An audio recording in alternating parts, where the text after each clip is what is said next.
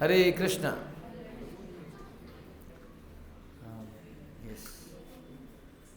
ओम ज्ञानतिमिरान्धस्य ज्ञानञ्जनशलाकया चक्षुरुन्मिलितं येन तस्मै श्रीगुरुवे नमः।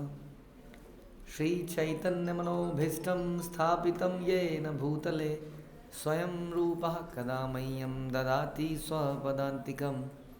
वन्देऽहं श्रीगुरौ श्रीयुतापदकमलं श्रीगुरून् वैष्णवांश्च श्रीरूपं साग्रजातं सहगण रघुनाथान्वितं तं सजीवं साद्वैतं सावधूतं परिजनसहितं कृष्णचैतन्यदेवं श्रीराधाकृष्णपादान् सहगण ललिता श्रीविशाखान्वितांश्च।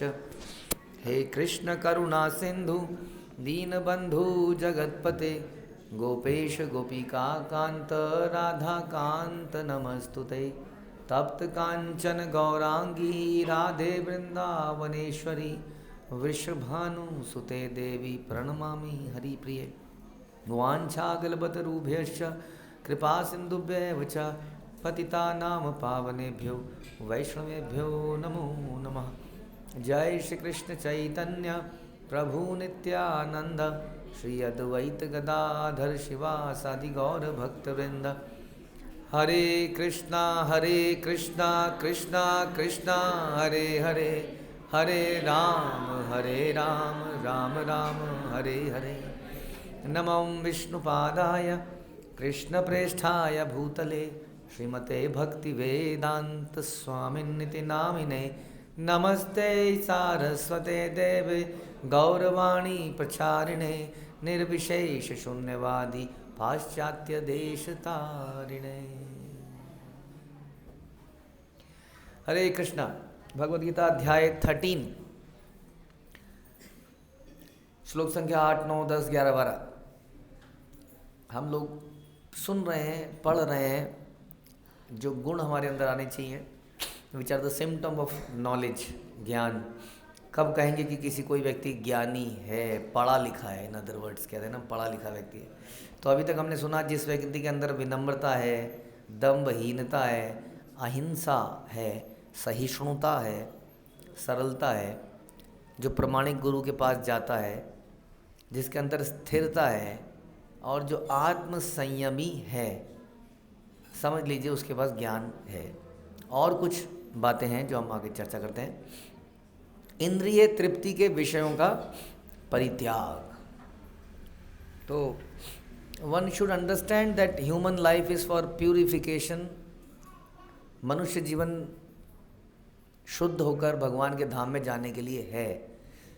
धर्मो ही तेषु अधिको विशेषा धर्मो नहीं न पशुर्विसमाना। हम ऐसा कई बार इस पर लेंथी डिस्कशन कर सकते हैं, बहुत लंबा डिस्कशन कर सकते हैं कि पशु योनि जो है वो एन्जॉयमेंट के लिए बेटर है।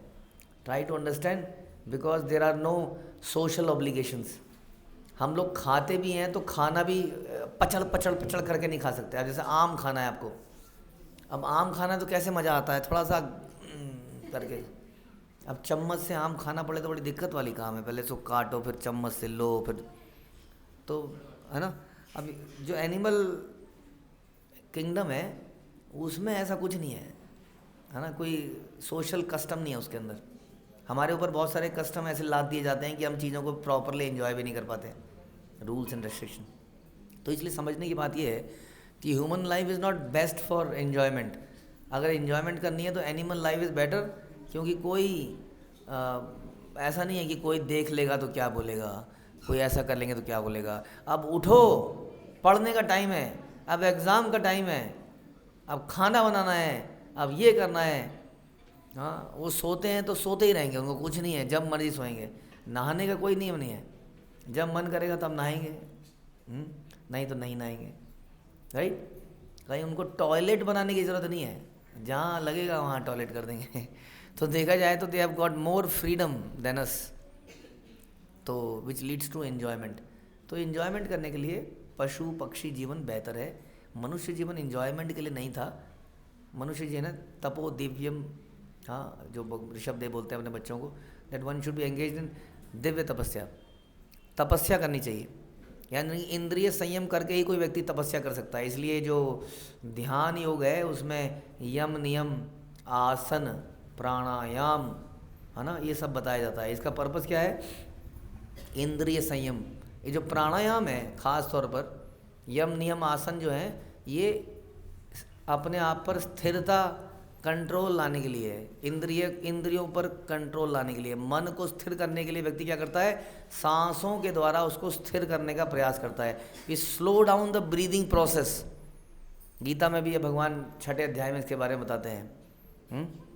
तो इस वायु के प्रोसेस को हम स्लो डाउन करते करते एक योगी वायु को टोटली रोक लेता है अपने अंदर, कुंभक लगा लेता है इत्यादि इत्यादि। उसका पर्पस है मन को नियंत्रित करना। आप देखेंगे कि यदि आप सांसें थोड़ा धीरे कर दें, लंबी लंबी गहरी कर दें, तो जो क्रोध वगैरह कई बार आता है वो इमीडिएटली थोड़ी देर के लिए शांत हो जाता है आदमी। शांति करने के लिए उसको, क्योंकि आप देखेंगे जब क्रोध आता है तो सांस तेज़ी से चलने लगती है, भांफने लगता है आदमी बिना भागे, मुंह जवान उसकी उखड़ने लगती है। तो यानी कि इंद्रिय संयम, चाहे कोई भक्ति योगी हो, चाहे वो कर्म योगी हो, ध्यान योगी हो, व्हाटएवर योगी हो, उसको ये इंद्रिय संयम करना अनिवार्य है। ध्यान रखिए, भोग से समाधि तक ये बोगस फिलॉसफी है। ये अगेंस्ट, टोटली अगेंस्ट भोगेश्वरम अप्रसक्ता नाम तया उपहत चेतसाम व्यवसाय आत्मिका बुद्धि समाधो न विद्यते। वो व्यक्ति समाधि नहीं लगा सकता जो भोगों के प्रति अत्यधिक आसक्त है। भोगेश्वरम प्रसक्ता नाम, जिसकी आसक्ति भोगों में है, ये गीता कहती है। गीता के अनेक श्लोक ऐसा कहते हैं। इसलिए भोग से समाधि तक, हाँ, ये वैसे ही है कि इतनी शराब पियो कि शराब पीना छोड़ दो। ऐसा देखा आपने कोई? किसी की शराब पिलानी है तो आप बोलो प्रभु जी इसको 4 बोतल पिलानी शुरू कर दो कल से, धीरे धीरे छोड़ देगा। ऐसा नहीं है, शरीर छोड़ देगा वो, शराब नहीं छोड़ेगा। तो भोग से समाधि तक कोई फिलॉसफी नहीं है। फिलॉसफी है इंद्रिय संयम मनुष्यों के लिए। इसलिए बता रहे इंद्रिय तृप्ति के विषयों का परित्याग। हम इंद्रिय तृप्ति कर सकते हैं 5 ज्ञानेंद्रियों से, आँखों से, नाक से, मुंह से, त्वचा से, कान से। कान से listening to great musics, beats, drums, जो थिरकन पैदा कर देते हैं। लेकिन ध्यान रखिए, इन कानों से जैसे हम म्यूज़िक की थिरकन में थिरकते हैं, विच इज़ नॉट कृष्ण कथा या कृष्ण नाम हरि नाम, तो हमारा वैसी हालत होगी जैसे वो हिरन जो कि म्यूज़िक को सुनकर पकड़ा जाता है। यदि हम जीभ से इंद्रिय तृप्ति करने का प्रयास करते हैं तो हमारी स्थिति वैसी होगी जैसे मछली, हाँ, एक कांटा डाल के मछुआरे द्वारा पकड़ी जाती है। अगर हम त्वचा से अट्रैक्ट होकर उससे कुछ इंद्रिय तृप्ति करना चाहते हैं तो हमारी स्थिति वैसी हाथी की तरह होगी जो कि अदरवाइज़ पकड़ा नहीं जा सकता है, बड़ा बलशाली होता है, लेकिन हथनी के स्पर्श करके उसको एक गड्ढे में डाल दिया जाता है। It's a process. हथनी उसको स्पर्श करके निकल जाती है, पागल सा हो जाता है, भागता है, आगे जाके घास फूस में गड्ढा होता है, वो गड्ढे में गिर जाता है, भूखा रखा जाता है और धीरे धीरे उसको बंदी बना के पालतू बनाया जाता है। तो इस प्रकार से अलग अलग इंद्रियों से हम आँखों के द्वारा यदि इंद्रिय तृप्ति करना चाहेंगे तो हमारी हालत उस पतंगे जैसे होगी जो रोशनी को देख के मर जाता है। तो इस प्रकार से हर उस इंद्रियों को जिसको हम एन्जॉयमेंट के लिए यूज़ करते हैं, तो फिर ये दी किस लिए गई हैं? ये दी गई हैं प्यूरिफिकेशन के लिए। आप आँखों से देख सकते हैं, अच्छा दृश्य देख सकते हैं, but enjoyment is different and सतोगुणी दर्शन इज़ डिफरेंट। भगवान के दर्शन करना आँखों को तृप्त करता है। नेचर, इवन आप नेचर को जब देखते हैं तो भगवान की याद आती है। हाँ, तो क्या देखना है हमारे ऊपर है। देखा जा सकता है बट क्या देखना है, not for enjoyment but for purification. Human life is for purification. इसलिए इंद्रिय तृप्ति के विषयों का परित्याग। आजकल ये कल्चर है कि जो जितना ज़्यादा एंजॉय कर रहा है लाइफ को वो उतना ज़्यादा सक्सेसफुल है। गीता कुछ और कह रही है। गीता कह रही है इंद्रिय तृप्ति के विषयों का त्याग। हम देख रहे हैं जो जितना ज़्यादा एंजॉय कर सकता है लाइफ में कर रहा है उसको लोग सक्सेसफुल मानते हैं। देख लीजिए आप कहीं पर भी। हाँ, तो ये आज की स्थिति है, लेकिन गीता से सॉरी मैच नहीं करती है। तो इंद्रिय तृप्ति के विषयों का जब परित्याग करेंगे तो हम तपस्या में ध्यान लगा पाएंगे, भगवान में ध्यान लगा पाएंगे, इसलिए जीवन का पर्पस पूरा कर पाएंगे। अगला है अहंकार का अभाव। ये हम काफ़ी अलग अलग तरीके से चर्चा कर ही चुके हैं। विनम्रता पहला ही था, दम्भहीनता भी था, अहंकार का अभाव। वी शुड नॉट बी, हम लोग इस चीज़ के लिए प्राउड नहीं होने चाहिए कि मेरे पास मैं अच्छा कमा लेता हूँ, मैं अच्छा गा सकता हूँ, मैं अच्छा ड्राइंग बना सकता हूँ या वटेवर। भगवान गीता में कहते हैं कि अहंकार विमूढ़ात्मा कर्ता हमिति मन्यते, कि दैट पर्सन वो विमूढ़ है, अहंकार के कारण मूर्ख बन चुका है और ये सोचता है कि आई एम द डूअर, जानता नहीं है। भगवान गीता में कहते हैं कि कोई भी कर्म के 5 कारण होते हैं, राइट। उन 5 कारणों में से एक हमारा प्रयास है। बाकी कौन है? हमारी इंद्रियां भगवान ने दी, शरीर भगवान ने दिया, वस्तुएं भगवान ने दी, राइट, और परमात्मा तो है ही। तो कई सारी चीज़ें हैं जिसके द्वारा, जैसे कि कोई व्यक्ति पेपर में बहुत पढ़ रहा है, बहुत पढ़ रहा है, बहुत पढ़ रहा है, बिल्कुल क्रैक कर देगा, फर्स्ट आ जाएगा, लेकिन पेपर में जाते हुए उसका एक्सीडेंट हो गया। अब क्या कर लेगा इसके आगे? वो कुछ कर नहीं सकता है, बीमार पड़ जाते हैं कई बार पेपर आगे। अनलेस कि हमारा भाग्य भी हमारा साथ दे, हम कुछ कर नहीं पाते हैं, है ना। लेकिन कई बार जब भाग्य ने साथ दे दिया और हम कुछ बन गए तो हमें लगने लगता है देखिए मैंने क्या कमाल कर दिया, दिस इज़ मी, मैंने ये कर दिया, मैंने वो कर दिया, और अगले क्षण कोई ऐसी घटना होती है, आदमी समाप्त हो जाता है। तो इसलिए अहंकार नहीं होना चाहिए हमें। यहाँ बता रहे हैं कि अहंकार का अभाव, अंडरस्टैंडिंग कि मैं बहुत एक सूक्ष्म हूँ, जीव हूँ, भगवान की कृपा है मेरे ऊपर, न केवल भगवान की कृपा है, मेरे जीवन में गुरु की कृपा है, माता पिता की कृपा है, बहुत सारे ऐसे फैक्टर हैं जिनकी कृपा, जिनकी वजह से आज मैं कुछ हूँ। वन शुड नॉट से I am a self made man. कहते हैं ना कोई, मेरी किसी मदद नहीं करी, I am a self made man. ऐसा पॉसिबल नहीं है। आप तो सांस तक नहीं ले सकते, भगवान अगर ना सांस छोड़े आपको। तो कोरोना में ऑक्सीजन खत्म हो गई थी, मुसीबत आ गई थी। How can you say that I am a self made person? You don't know कि आपके पेट में जब खाना जाता है तो कैसे, आपको पता है आज का खाना पचा लिया आपने? पता नहीं, पेट में कोई तो पचा रहा है, हम तो नहीं देख रहे ना उसको। हम तो खा पी के बस काम कर रहे हैं, सो जा रहे हैं। कोई तो पचा ही रहा होगा, कुछ तो हो ही रहा होगा अंदर। How can we say I am a self made person? Nobody is self made, is Krishna made person. ये समझना चाहिए। इसलिए अहंकार का अभाव। आगे, जन्म, मृत्यु, वृद्धावस्था और रोग के दोषों की अनुभूति। बड़ा इंपॉर्टेंट पॉइंट है, बड़ा साधारण सा लगता है। आपने कई बार सुना होगा जन्म, मृत्यु, जरा, व्याधि, दुख, दोषाणु, दर्शनम। गीता में ही श्लोक आता है। ये 4 समस्याएं हमारी समस्या ये नहीं कि बरसात हो रही है या बरसात नहीं हो रही है, सूखा पड़ रहा है, गर्मी ज़्यादा हो रही है, ठंड ज़्यादा हो रही है, बेरोजगारी हो रही है, हाँ, या लड़की के लिए, शादी के लिए कोई लड़का नहीं मिल रहा है, या something. These are not real problems, these are temporary problem आती जाती हैं। लेकिन कुछ ऐसी प्रॉब्लम है जो परमानेंट है, जो हर व्यक्ति के साथ हैं। Nobody can avoid it. संसार में कोई व्यक्ति ऐसा नहीं है जो इन प्रॉब्लम्स को अवॉइड कर पाए। कोई गरीब होगा, कोई अमीर होगा, किसी पे धन की प्रॉब्लम होगी, जो आपके लिए धन एक प्रॉब्लम है, उसके लिए धन एक प्रॉब्लम नहीं है। हाँ, जो प्रॉब्लम आपके लिए है वो दूसरे के लिए नहीं है। आपके लिए बरसात एक प्रॉब्लम हो सकती है, लेकिन छाता बेचने वाले के लिए बरसात बिजनेस का समय है। हाँ, तो इसलिए एक की प्रॉब्लम दूसरे का फ़ायदा। इस संसार में problems are relative, but there are some problems which are common to everyone, which is, जन्म को तो आप मानते नहीं है दुनिया वाले अधिकतर, लेकिन जन्म, मृत्यु, जरा, व्याधि, तो मृत्यु, जरा और व्याधि, बीमारी, बुढ़ापा और मृत्यु, ये प्रॉब्लम तो हर कोई मानेगा ही मानेगा। कोई ऐसा व्यक्ति नहीं जो इनको अवॉइड कर सके। लेकिन इन सारी तीनों प्रॉब्लम जो मैंने आपको बताई, बुढ़ापा, बीमारी और मृत्यु, इसका कारण क्या है? जन्म इसका कारण है। हाँ, जो पैदा होता है उसके साथ ये सारी समस्याएं होती हैं। तो क्या ऐसा भी होता है कि मरने के बाद कोई पैदा ना हो? हाँ, ऐसा भी हो सकता है। यदि व्यक्ति इन 84 लाख योनियों में, जो आपने सुना होगा, इससे पार चला जाता है तो दोबारा पैदा नहीं होता है, तो उसके साथ ये प्रॉब्लम, समस्याएं नहीं होती हैं। ये समझने का विषय है। इसलिए यहाँ पे बता रहे हैं ज्ञान क्या है, what is knowledge? Understanding that जन्म, मृत्यु, जरा, व्याधि इज अ प्रॉब्लम। समझे? समाज में यही ज्ञान नहीं है आजकल। इतनी नॉलेज ले ली हमने, इतनी डिग्रियाँ ले ली, क्या क्या डिग्री हमने नहीं ली, लेकिन we don't know that what are the basic problem. इसलिए सब लोग ध्यान रखिए, 4 हमारी प्रॉब्लम है, असली प्रॉब्लम, जन्म, मृत्यु, जरा, व्याधि। गवर्नमेंट के मैनिफेस्टो में इत्यादि कहीं पर भी ये डिस्कशन नहीं है दुनिया में कि आइए जरा इस प्रॉब्लम को सॉल्व करें। अधिकतर लोग ये मानते हैं, अरे प्रभु जी ये प्रॉब्लम सॉल्वेबल ही नहीं है, इनके बारे में सोचे क्यों, इससे बेहतर है कि ज़िंदगी मज़े से जिएँ। क्या ये वैसे ही नहीं है जो एक बच्चा कहता है हमें कि पापा पढ़ के क्या करूँगा, 20-25 साल तो मेरे ऐसे ही बेकार हो जाएंगे। यही तो समय है, 20-25 साल तक तो हमारी इंद्रियां सबसे बेस्ट रहती हैं एंजॉय करने के लिए। क्या आगे किसने देखा है पापा? तो उसको आप क्या देखेंगे? नहीं, हमें आगे की सोचनी चाहिए। तो फिर क्या, वो अगर वो हमसे पूछ ले तो पिताजी पापा क्या आपको नहीं सोचना चाहिए कि अल्टीमेटली एक दिन हमें मरना भी है? हाँ, बुढ़ापा भी आना है, तो उसके बारे में क्यों ना सोचें।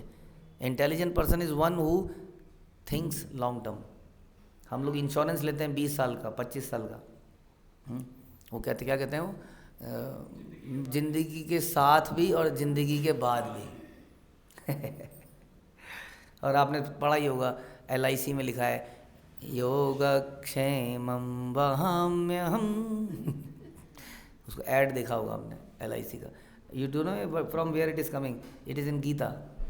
भगवान अर्जुन को कहते हैं योगक्षेमं वहाम्यहम्, कि मेरे भक्त के पास जो चीज़ नहीं होती है मैं देता हूँ। भगवान अल्टीमेट गिवर हैं, नॉट LIC। बट स्टिल जो व्यक्ति पॉलिसीज़ लेता है वो समझदार माना जाता है। उसी तरह से जो डिवोटी होता है वो लाइफ आफ्टर लाइफ पॉलिसी लेता है। उसकी पॉलिसी भगवान देते हैं। ये पॉलिसी वाले धोखा दे सकते हैं, मना कर सकते हैं, आपके क्लेम को रिजेक्ट कर सकते हैं। बट कृष्णा, अगर आप भगवान का एक बार भी नाम जपते हैं वो पॉलिसी पक्की होती जाती है। जितने आप नाम जपते हैं आपका सम एश्योर्ड बढ़ता जाता है, उसमें एक्स्ट्रा क्लेम डलते जाते हैं जितना नाम आप लेते हैं। जानते हैं आप, भगवान कहते हैं नेहा विक्रम नाशो अस्ति प्रत्वायो न विद्यते स्वल्पम अपि यस्य धर्मस्य त्रायते महतो ब्यात। अगर आप थोड़ा सा भी कदम बढ़ाते हैं, एक नाम भी जपते हैं, भगवान हमारी policy, that is the meaning of योगक्षेमं वहाम्यहम्। हाँ, that is not from LIC, it's from Krishna. तो हमें कृष्ण की पॉलिसी लेनी चाहिए। तो वो कब होगा, जब हम ये समझेंगे कि जन्म मृत्यु जरा व्याधि is a problem. Understanding that it's a problem is knowledge. बताइए, हमारे जो पढ़ लिख के लोग निकलते हैं, क्या इसको समझते हैं कि वो एक प्रॉब्लम है? कहते हैं कर लो दुनिया मुट्ठी में, अब मैं ये कर दूंगा, मैं ये कर दूंगा, मैं ये फाड़ दूंगा, मेरा यहाँ पे कैंपस इंटरव्यू होगा, ये कंपनी आएगी, ये मेरा पैकेज होगा। वो कहाँ इस बात को सोचता है कि ये प्रॉब्लम तो कुछ और है जीवन की। इसलिए उनको क्या कहा जाएगा? अज्ञानी। आगे चलते हैं, वैराग्य। वैराग्य भी एक क्वालिटी है, यू नो दैट। वैराग्य, ये वैराग्य हम लोग घबराइए मत। वैराग्य लाइक सन्यासी बन जाना, योगी बन जाना। वैराग्य जीवन के हर क्षेत्र में है। जैसे आलू का परांठा बना है गर्मा गर्म, साथ में चाय कह लीजिए, लस्सी कह लीजिए, थोड़ा अचार भी है। अब एक के बाद एक आए जा रहा है और हम खाए जा रहे हैं। कहीं तो वैराग्य आना चाहिए ना, कि नहीं भैया इतना ही खाना चाहिए मुझे, इसके आगे मुझे खाना नहीं। जहाँ मैं खा तो सकता हूँ, कितने 10 भी खा सकता हूँ, लेकिन क्या खाने चाहिए? हाँ, वैराग्य आना चाहिए कि नहीं? तो वैराग्य इतनी छोटी सी वस्तु भी हो सकती है। वैराग्य, मैं तो आजकल लोगों को कहता हूँ कि आप जल्दी उठ के मत दिखाइए, जरा दम है तो जल्दी सो के दिखाइए। वो क्या है? जल्दी सोना इज वैराग्य।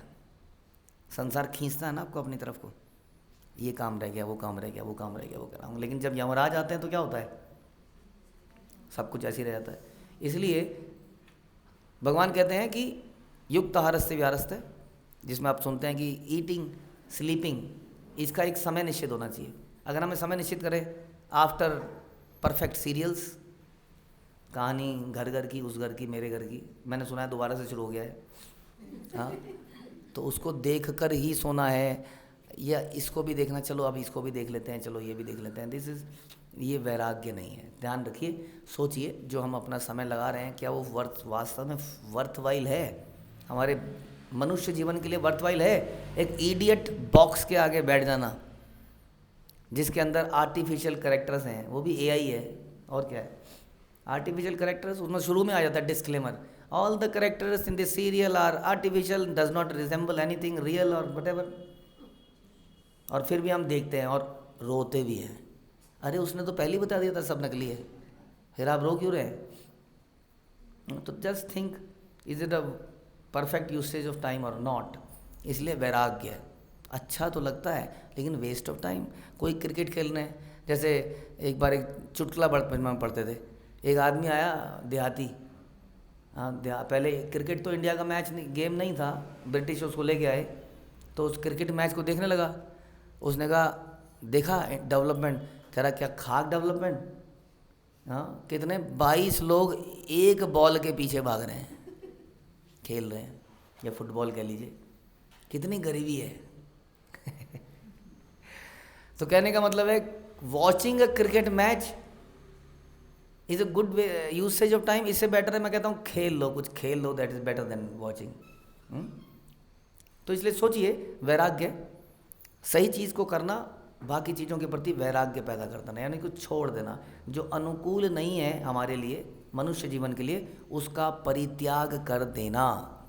खाने पीने की वस्तुएं हो सकती हैं, हमारी बैड हैबिट्स हो सकती हैं, कुछ भी हो सकता है जो हमारी ह्यूमन डेवलपमेंट के लिए, हमारी चेतना की डेवलपमेंट के लिए बेस्ट नहीं है, उसको त्याग देना को वैराग्य सिंपल शब्दों में कह सकते हैं। अदरवाइज का बहुत ही गहरा मतलब भी निकल सकता है, बहुत ही गहरा। वैराग्य एक बहुत बड़ा गुण है। भगवान कृष्ण भी वैराग्य के लिए बड़े, उनके पास एक ऑपुलेंस है वैराग्य, क्योंकि उनके पास इतनी रानियाँ, इतनी गोपियाँ, और उन गोपियों को छोड़ के वो तुरंत चले जाते हैं अपनी ड्यूटी पूरी करने द्वारका में। He is known for his वैराग्य। तो इस प्रकार से सही चीज़ को सही समय पर कर लेना, वैराग्य ही ऐसा, वैरागी व्यक्ति ही ऐसा कर सकता है, नहीं तो अटैच्ड व्यक्ति करने। और भी कई चीज़ें बता सकते हैं, जैसे टाइम मैनेजमेंट है। Why there is a problem of time management in our life, do you know? क्यों हम बहुत सारे काम समय पर नहीं कर पाते हैं? क्योंकि हमारे अंदर वैराग्य नहीं है। हम जिस काम को शुरू करते हैं, इसको निपटा दें। अब कई बार दूसरा काम अर्जेंट बन जाता है, लेकिन हम इसको निपटा दें पहले। ऑफिस में भी ये प्रॉब्लम होती है, पता है? ऑफिस में भी हम अच्छी तरह से मैनेज नहीं कर पाते चीज़ों को। क्यों? क्योंकि हम टाइम मैनेजमेंट नहीं जानते हैं। टाइम मैनेजमेंट किसका बेस्ट हो सकता है? जो वैरागी है, जो समझ सकता है अब इसको छोड़ देना चाहिए, अब प्रायोरिटी नहीं है, इसको छोड़, इसको पकड़ लेना चाहिए। वो अंडरस्टैंड किसको कब, अब मेरा जप का समय है, अब मेरा शाम के श्रवण कीर्तन का समय है। वैरागी व्यक्ति ये नहीं कहता I don't have any time. आप जप करेंगे, भगवान का नाम लेंगे, आई डोंट हैव टाइम। आप भगवत गीता सुनेंगे, I don't have time. Time तो है, बट क्योंकि हमारे अंदर वैराग्य नहीं है, हम छोड़ नहीं पा रहे हैं क्या अनइम्पॉर्टेंट है, और इम्पॉर्टेंट चीज़ को पकड़ नहीं पा रहे हैं। इतनी सारी डिस्कशंस निकल सकती हैं जस्ट वैराग्य से। तो वैराग्य इज नॉलेज, ज्ञान। ओके, अगला ज्ञान है संतान, स्त्री, घर तथा अन्य वस्तुओं की ममता से मुक्ति। ये तो बड़ा इंपॉर्टेंट शब्द है। भगवत गीता सुन के, पढ़ के घबरा मत जाना कि हमें परिवार से मुक्त अलग कर देगा, नहीं। ममता किसको कहते हैं? ममता हम जनरली कहते हैं अटैचमेंट को, विच क्रिएट्स इल्यूजन। वास्तव में हमें अपने डिपेंडेंट्स के प्रति अफेक्शनेट होना चाहिए, हम कहते हैं। यानी कि उनका परवरिश इस प्रकार से करना चाहिए कि उनकी ग्रोथ हो, सैलरी में नहीं, शरीर में नहीं, चेतना में, कॉन्शियसनेस में, और उसके लिए कार्य करना चाहिए। जैसे कि हम लोग, हमारा बच्चा जिगर का टुकड़ा जब पहली बार स्कूल जाता है, तो जितना बच्चा रोता है, बाद में माँ भी रो रही होती है, घर में रो रही होती है, लेकिन वो भेजती है कि नहीं? भेजती है। कई बार बच्चा कुछ खाता नहीं है, जनरली बच्चे खाते नहीं हैं आजकल सब्जियाँ वब्जियाँ, तो माँ को कई बार कड़क होना पड़ता है, कई बार चपैत भी लगानी पड़ती है, दिस इज, इसका मतलब क्या उसे नफरत करती है? नहीं, वो अफेक्शनेट है। लेकिन अटैच्ड पर्सन क्या कहेगा? मुझे नहीं खाना, अच्छा बेटा छोड़ दे, कोई बात नहीं, कोई बात नहीं, कोई बात नहीं, कोई। ओके, मुझे चॉकलेट खानी है, चॉकलेट खाएगा, ले खा। तो अटैच है ना, तो हर चीज़ को हाँ हाँ ऐसा लगेगा बहुत प्यार करते हैं, बहुत ज़्यादा प्यार करते हैं। ये प्यार यूजलेस है। इसको कह रहे हैं कि इस प्रकार की संतान, स्त्री, घर और अन्य वस्तुओं की ममता से मुक्ति, अंडरस्टैंडिंग दैट कि मैं परिवार का मुखिया हूँ अगर, तो इन सभी लोगों को भगवान के धाम में ले जाने की जिम्मेदारी मेरी है। माँ भी समझ सकती है, मेरे घर के सभी लोगों को मैं भक्ति में लगाऊंगी और भगवान के धाम में ले जा, प्रयास करूंगी। इस प्रकार से ममता से मुक्ति, कि मैं ही हूँ, बस मैं ही मैं हूँ। हमें ये सिखाना पड़ेगा कि भगवान, गुरु हमारे जीवन में इम्पोर्टेंट हैं। जनरली हमें सिखाते हैं कि बेटा मैं ही हूँ बस। बच्चा अगर कहीं मंदिरों में जाने लगता है, तो माता पिता घबरा जाते हैं कि मेरे से अटैचमेंट खत्म हो जाएगी, और किससे जुड़ जाएगी इसकी अटैचमेंट? भगवान से इसकी अगर अटैचमेंट हो गई तो मुझको छोड़ देगा। ध्यान रखिए, भक्ति हमें सिखाती है कि how one should be grateful. अगर हम भगवान के लिए ग्रेटफुल होंगे तो हम सभी के लिए ग्रेटफुल होंगे। अगर आपने उसके अंदर ग्रेटफुलनेस नहीं डाली और अपने से ही चिपका के रखा, तो थोड़े दिनों में उसकी पत्नी आएगी, उसका पति आएगी, वो उसको अपने से चिपका लेंगे और आपको छोड़ देंगे। क्योंकि हमने यही सीखा, हमने ग्रेटफुलनेस कभी सीखी ही नहीं। मदर अर्थ के प्रति, देवताओं के प्रति, भगवान के प्रति हमने केवल उसकी अटैचमेंट अपने प्रति पैदा ही करी। एक दिन वो हमें भी छोड़ देगा। तो इसलिए संतान, स्त्री, घर आदि अन्य वस्तुओं की ममता से मुक्ति, understanding it is my duty, कर्मण्येवाधिकारस्ते मा फलेषु कदाचन, one should perform his duty perfectly. इसलिए भक्त एक परफेक्ट गृहस्थ भी होता है, वो अपनी फैमिली को बढ़िया तरीके से चलाता है विदाउट बीइंग ओवरली अटैच्ड। आगे है, तो जो ऐसा कर पाता है वो क्या है? ज्ञानी है, उसको ज्ञान है।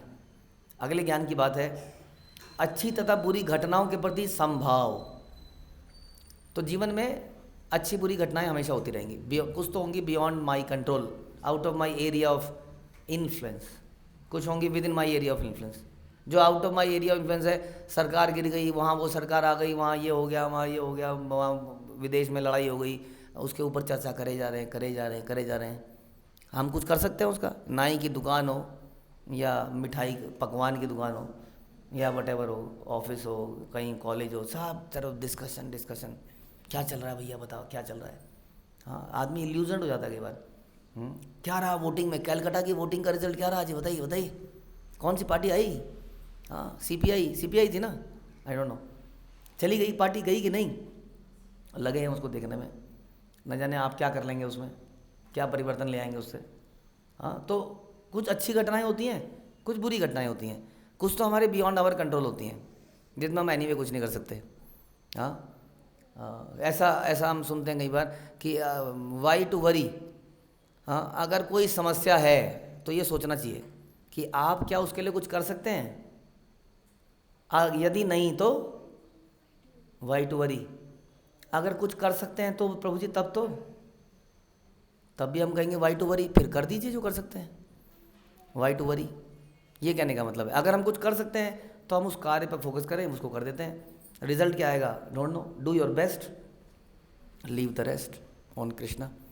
तो इस प्रकार से हमारे जीवन में जो भी अच्छा बुरा होता रहेगा उनके प्रति संभव ये कर्मों के एक्शन रिएक्शन आते रहेंगे, जाते रहेंगे। मुझे फोकस करना है अपने रास्ते पर, मुझे उस पर चलते रहना है। बीच में मेरे अवरोध है जो मुझे डिस्ट्रैक्ट करते रहेंगे, कर्मों के फल आते रहेंगे, अच्छा बुरा, जैसे सर्दी अगम अपाइना नित्यस ताम स्थितिक्षस्व भारत, इनका आना जाना चला रहेगा। जैसे कि सर्दी आती है गर्मी आती है, सर्दी आती है गर्मी आती है। आदमी नौकरी नहीं छोड़ता, एक गृहिणी खाना बनाना नहीं छोड़ती है। प्रभुपाद लिखते हैं ऐसा कि जून के महीने में माताएं खाना बनाना छोड़ नहीं देती हैं, बनाती हैं। सर्दी में भी कायदे से हमें नहाना नहीं छोड़ देना चाहिए। हाँ, तो इस तरीके से हम लोग भी तो स्टेबल है ना। उसी तरह से जीवन में सुख दुख भी आते हैं, आएंगे जाएंगे। One should be focused on his duty towards Krishna.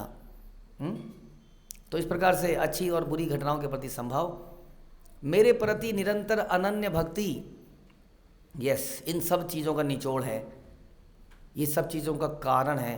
Prabhupada लिखते हैं ये सारे ज्ञान जो है ना, जो अभी तक हम चर्चा कर रहे हैं और आगे भी करेंगे, कह रहे हैं कि यदि कोई भगवान के प्रति भक्ति पैदा कर ले तो ये सारी चीज़ें अपने आप आ जाती हैं।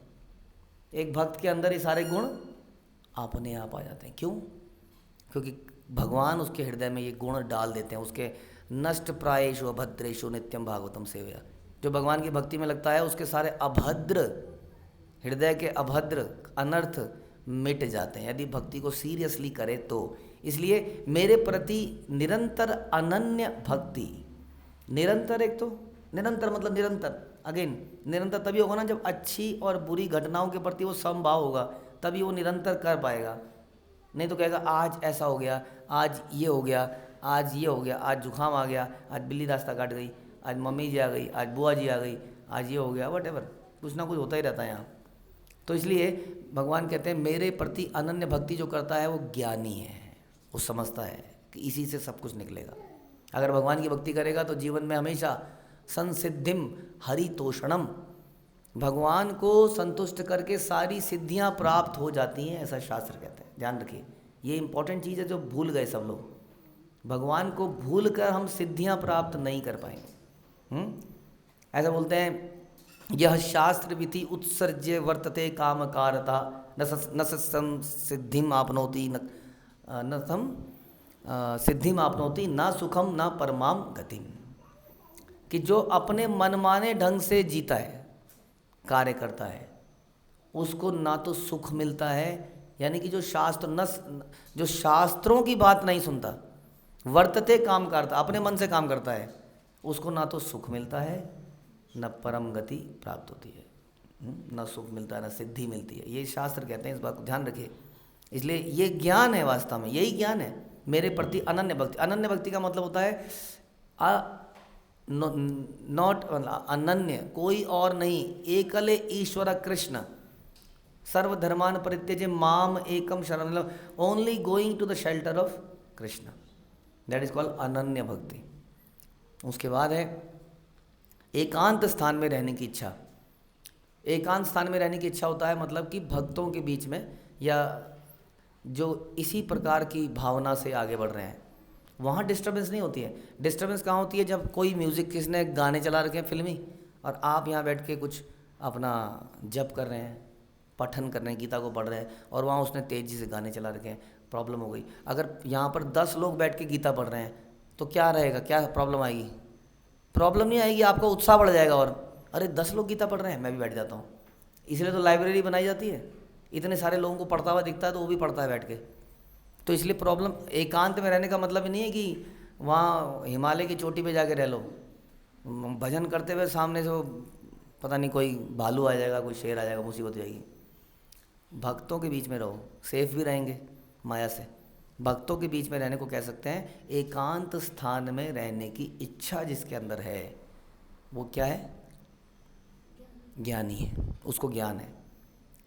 और जो इस प्रकार के भीड़ में है और जहाँ पर लोग जश्न मना रहे हैं, इंद्रिय तृप्ति की इच्छा के लोगों के बीच में रहना, वो अज्ञान है, ऐसा भगवान कह रहे हैं।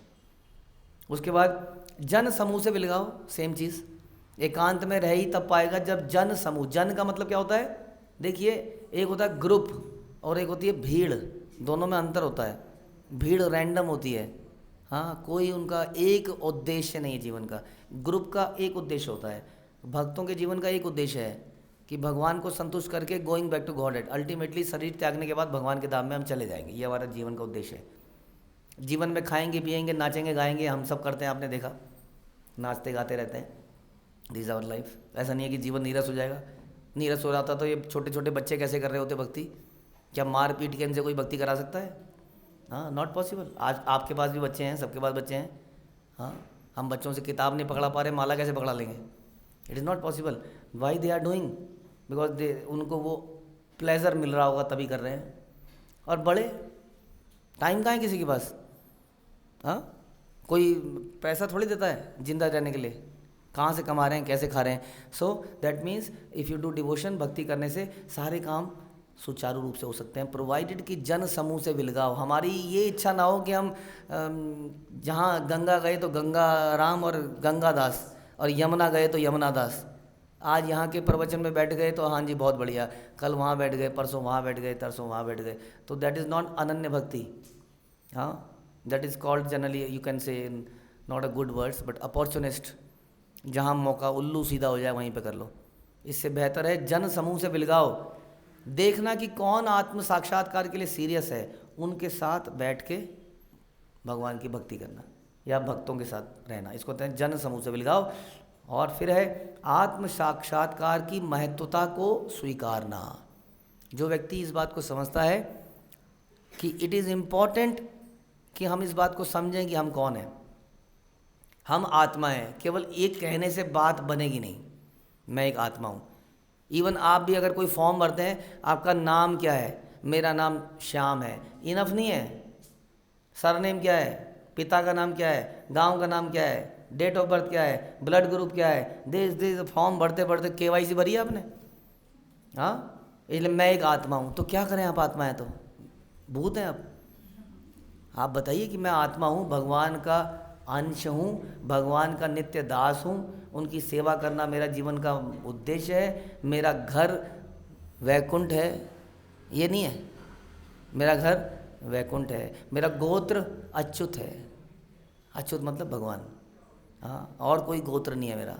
I understand this is my गोत्र, ये आपकी पहचान है, दिस इज आवर पहचान। इसको कहते हैं आत्म साक्षात्कार, knowing the self, KYC, know your customer पहले नो योर सेल्फ, हाँ, दिस इज आवर KYC। तो आत्म साक्षात्कार की महत्वता को स्वीकारना, स्वीकारना कि ये इम्पोर्टेंट है, सबके लिए इम्पोर्टेंट है, बच्चों के लिए, बड़ों के लिए। जो इस बात को स्वीकारता है वो कौन है? ज्ञानी है, नहीं तो अज्ञानी है। और अंत में परम सत्य की दार्शनिक खोज। केवल इतना इंपॉर्टेंट नहीं है, हाँ हाँ हाँ आप बहुत इंपॉर्टेंट बात कर रहे हैं, yes yes yes yes yes, we agree we agree we agree, but कुछ करना नहीं। जब आपको ये पता चल गया कि इट इज़ इम्पॉर्टेंट कि हम अपने आप को समझें, उसके ऊपर चलना, एक कदम बढ़ाना। एक कदम क्या है? जो हमने बढ़ाया, आप सबने बढ़ाया, यहाँ पर आए, भगवान के लिए आए, आप लोग आत्म साक्षात्कार के लिए आ गए। आपके जीवन में भी बहुत सारे काम थे, आपके घर में भी टीवी चल रहा था, मौसम भी अच्छा है, कुछ खा पी भी सकते हैं बढ़िया, लेकिन आप उसको छोड़ के यहाँ पर आए, ये आपकी सक्सेस है। इस बात को लेके हम कह सकते हैं कि आपके अंदर ज्ञान का उदय हो चुका है। हाँ, क्योंकि इसमें लिखा है परम सत्य की दार्शनिक खोज। आप उसको खोजने के लिए आए हो, आपके आने का पर्पस यही है। इस सब को मैं ज्ञान घोषित करता हूँ, भगवान कह रहे हैं अर्जुन को, और इसके अतिरिक्त जो भी है वो अज्ञान है। बताइए, वेरी क्लियरली ये लाइन और जोर दे के बोली भगवान ने, मैं इसको ज्ञान बोलता हूँ और इसके अतिरिक्त जो भी है वो क्या है? वो अज्ञान है। आप सोचिए कि ये इतने सारे पॉइंट लिखे हमने, सुने पढ़े, आई थिंक 19 है ये। अब ये पॉइंट जो है ये तो मिसिंग है आजकल, ये कहीं है, एग्जिस्ट ही नहीं करते। और हम कह रहे हैं कि हमारा लिटरेसी रेट बढ़कर 90 पता नहीं कितना हो गया है, वटेवर। पहले जब भारत आज़ाद हुआ था तो हमारा literacy rate I don't know 40% था, आज की डेट में 90% है, देखिए। लेकिन हम लोग धीरे धीरे गॉडलेस सोसाइटी बन गए हैं, फॉलोइंग द वेस्टर्न, हालांकि वो हमको फॉलो कर रहे हैं। तो ये तो अगर देखा जाए तो पहले तो इन सब की चीज़ों की नॉलेज थी इंसान को, तो पहले हमारा लिटरेसी रेट इसके हिसाब से, गीता के हिसाब से, हम उस वक्त ज़्यादा ज्ञानी थे। आप जानते ही हैं भारत की महिमा क्या थी पहले। अब हम अज्ञानी हो गए हैं, ऑल्दो कागज़ों पर हम लोगों की लिटरेसी रेट बढ़ गया है, because we don't follow Bhagavad Gita. Although हम इसकी पूजा करते हैं, लाल कपड़े में रखते हैं, मंदिर में रखते हैं, सर पे लगाते हैं, लेकिन शपथ लेते हैं, मैं गीता की शपथ लेता हूँ, लेकिन इसके ज्ञान को अपने जीवन में नहीं डालते। इसलिए भगवान कह रहे हैं ये सब अज्ञान है। हरे कृष्णा। श्रील प्रभुपाद की जय, भगवत गीता की जय। कुछ कहना है आपको, कुछ कमेंट्स हैं या प्रश्न हैं तो